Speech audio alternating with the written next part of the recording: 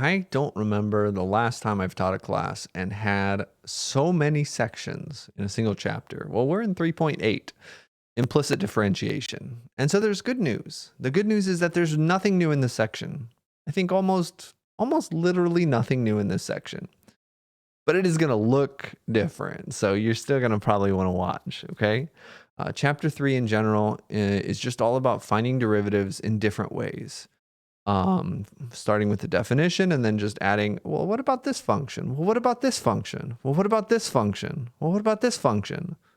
Well, in 3.8, we're throwing functions in the trash mostly. We're not even talking about functions anymore. But don't worry, it's not as crazy as it sounds. Let's kind of get into it. So usually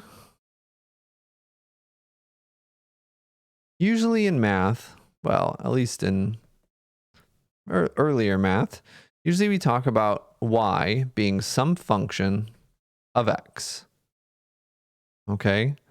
And this is usually defined explicitly, we say, with some equation. Something like, let's make this a little bit more tangible. Something like, y equals x cubed minus x squared plus 5 or something. Okay? So we can define y explicitly. Y depends on x. It's a function here because each input only gives one output, and it's explicitly defined in the form y equals. But it can also be implicitly defined. And I'm not going to give precise definitions, but just to give an example, it can be something like this: y plus x squared equals x cubed plus 5. So this has the same graph. This equation has the same graph. The graph of an equation is just all the points that lie on that equation, all the points that make that equation true. So sometimes we solve for y and we have an explicit equation. And sometimes y is defined implicitly, where y is part of an equation that is not solved for. And usually when this happens is because sometimes we can't solve for y, because if it's not a function, so we can't always solve for y.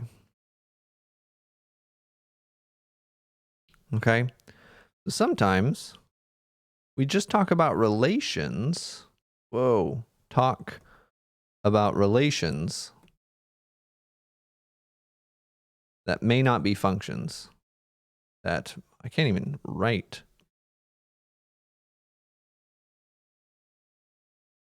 For example,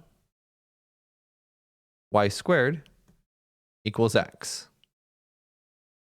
And it's this situation where we talk about relations here.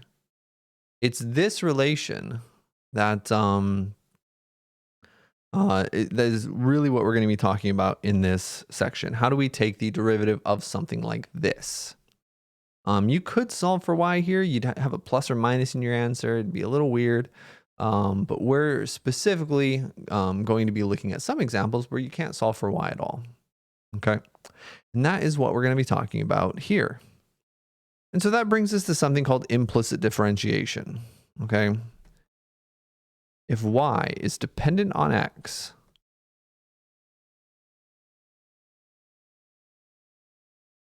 then we say that the derivative with respect to x of y is dy dx. Now this shouldn't be very surprising.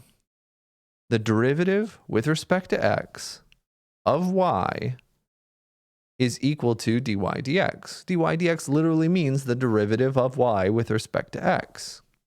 But what's going to happen in this section that's going to be a little bit more useful for all of you is the second one. What if I take the derivative with respect to x of some function of y? Well, if we were taking the derivative with respect to y, it would just be f prime of y. But we're not. we're taking the derivative with respect to x. So it's going to be the derivative of the outside, leave the inside the same, and multiply by the derivative of the inside. The chain rule is what we're going to have to use right here. Okay? And this is what we're going to be doing in this section. Now, it's not very concrete yet. We're going to do one example where I show you the process of implicit differentiation, and then we'll do a lot more examples in the next couple of videos, all right? But this is the main thing for this entire section. Example 1.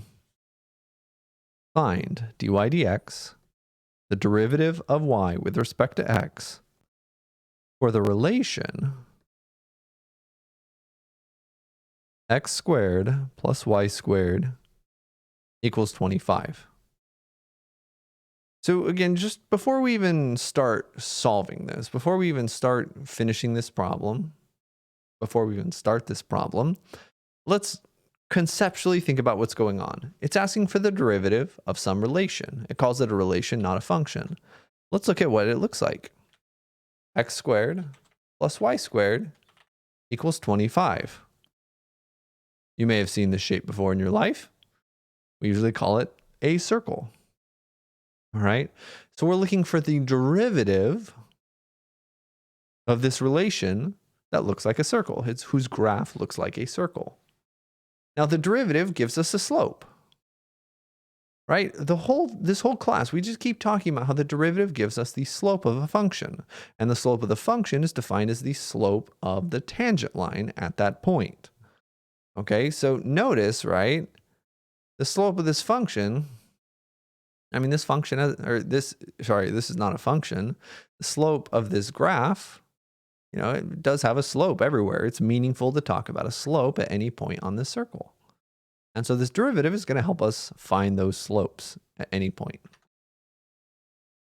So what we're going to do, I don't do this often, but here on the right in red, I'm going to give you step-by-step instructions for how to use implicit differentiation.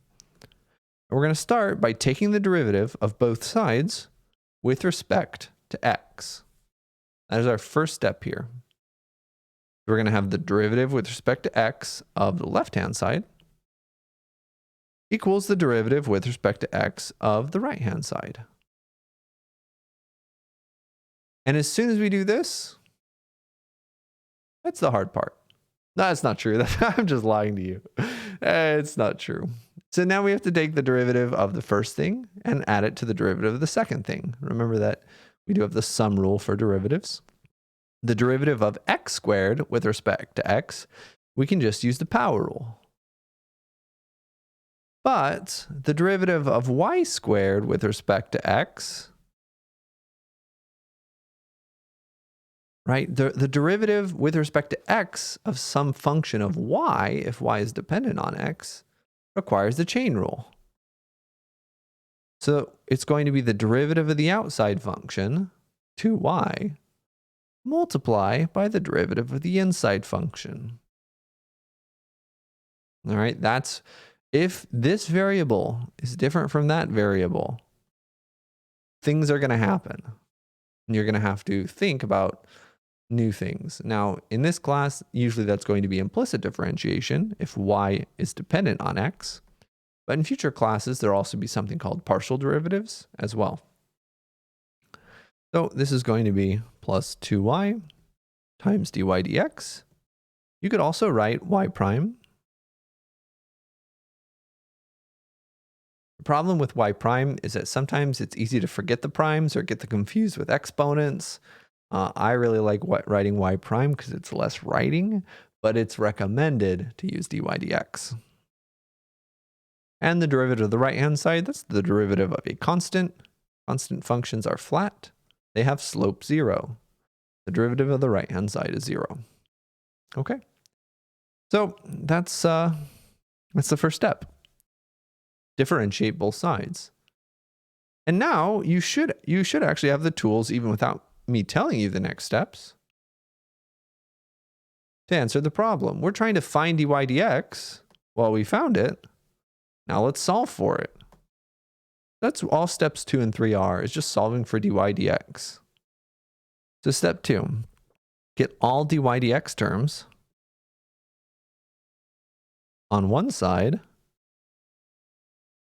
and all other terms to the other. Step 3 is not going to fit. It's going to get blocked by my head. So if we want to do that, right, we have to subtract 2x to one side. And when we have that, we have 2y dy dx. That is a term with dy dx. And on the other side, we just have a negative 2x. That is a term that does not have a dy dx on it. And step 3 is just divide and solve. Okay. You may also have to factor. Factor and solve for dy dx.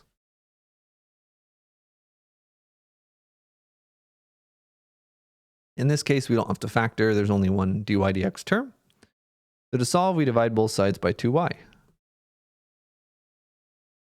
And we're going to get dy dx. Well, the 2's are going to cancel. It's just equal to negative x over y. So you might notice something a little different about our answer here that you haven't seen earlier on in chapter 3. Right? The derivative depends on y and x. Well, that's because the slope depends on y and x, right? I can't ask you, this is not a function anymore. I can't ask you what the slope is at 2. If it was a function, I could ask you what is the slope at 2, and you just plug 2 into the function. And you would only get one output. But this is not a function. If I tell you x is 2, well, you're going to say, Jason, well, are you talking about this point up here where x is 2, or this point down here where x is 2? So the slope, right, this is a negative slope up here, and this is a positive slope up here. You graph that tangent line. The slope depends on the y value. Well, if the slope of the graph depends on the y value, then the slope, the derivative, is the slope. The derivative should also depend on the y value. Okay, and that's basically what we're doing here. We're going to follow these 3 steps in the next video with some more example problems. And then we'll do some other fun stuff after that. Let me know if you have questions, and bye-bye.